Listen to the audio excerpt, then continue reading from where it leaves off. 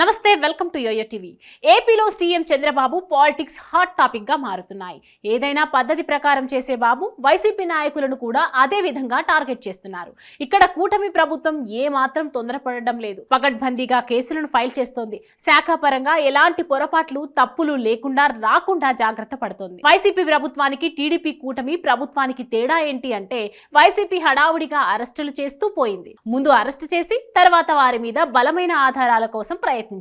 మరి కొన్నిసార్లు అయితే కేసులు బలంగా పెట్టాలనుకున్న హడావిడి వల్ల ఇబ్బందులు వచ్చేవి. ఇక వైసీపీ కేసులు పెట్టినప్పుడు అవన్నీ రాజకీయ కక్ష సాధింపు కేసులుగా టీడీపీ సహా ప్రతిపక్షాలు విమర్శలు చేసేవి. అలా కొట్టొచ్చినట్లుగా బయటపడేవి. విషయం ఉన్నా లేకపోయినా అరెస్టులు చేస్తున్నారు అన్న పేరొచ్చింది. అయితే ఇక్కడ టీడీపీ కూటమి ప్రభుత్వం మాత్రం చాలా చాకచక్యంగా వ్యవహరిస్తోంది. వైసీపీ నేతలను అరెస్టు చేయాలంటే ముందుగా ఒక భారీ కసరత్తు చేస్తూ ఆయా అంశాలలో వారి పాత్రను గట్టిగా ఎస్టాబ్లిష్ చేసే ఆధారాలను సమీకరించుకొని మరీ అరెస్టులు చేస్తున్నారు. ఈ క్రమంలోనే మాజీ మంత్రి జోగి రమేష్ కుమారుడు జోగి రాజీవ్ అరెస్ట్ జరిగిన విషయం తెలిసిందే. మరోవైపు ఇది అనూహ్యమైన అరెస్ట్ అని కూడా అంటున్నారు. జోగిని అరెస్ట్ చేయకుండా కుమారుడిని చేయడం ద్వారా కూటమి బిగ్ ట్విస్ట్ ఇచ్చిందని కొందరి వాదన.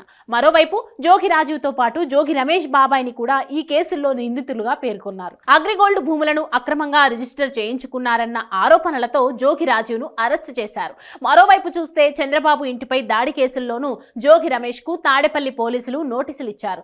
ఇదిలా ఉంటే జోగి రమేష్ కుటుంబానికి అగ్రిగోల్డ్ భూముల వ్యవహారం ఉచ్చు గట్టిగానే బిగుస్తుందని తాజా పరిణామాలను చూస్తే అర్థమవుతోంది. జోగి రమేష్ ఫ్యామిలీ ఈ విధంగా తొలిపోని అని అంటున్నారు. దీంతో మరిన్ని అరెస్టులకు తెరతీస్తారని అంటున్నారు. మరి ఆ లిస్టు ఏంటి అంటే పెద్దదే అని చెప్పాలి. కృష్ణా జిల్లాలోనే మరో బిగ్ షాట్ గా ఉన్న వైసీపీ నేత అరెస్టుతో కథ కొత్త మలుపు తిరుగుతుందని చెప్తున్నారు. నిజానికి ఉమ్మడి కృష్ణా జిల్లాలో మాజీ ఎమ్మెల్యే వల్లభనేని వంశీతో తొలి అరెస్టు మొదలు కావాలని, కానీ ఆయన కోసం అన్వేషణ సాగుతున్న క్రమంలో జోగి రమేష్ వైపు వ్యవహారం తిరిగింది. ఇప్పుడు ఇదే కృష్ణా జిల్లా నుంచి మాజీ మంత్రి కొడాలి నాని పేరు ప్రముఖంగా వినిపిస్తోంది.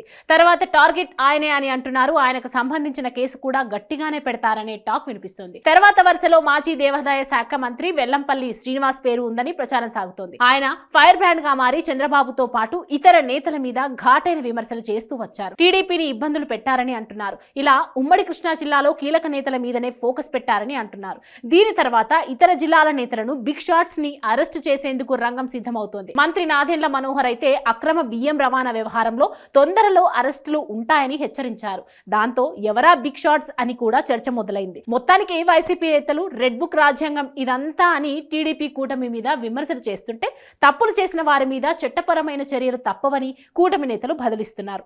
వీళ్ళ అరెస్టులు జరిగితే మాత్రం రాష్ట్ర రాజకీయాలు మరింత రసవత్తరంగా మారడం ఖాయం.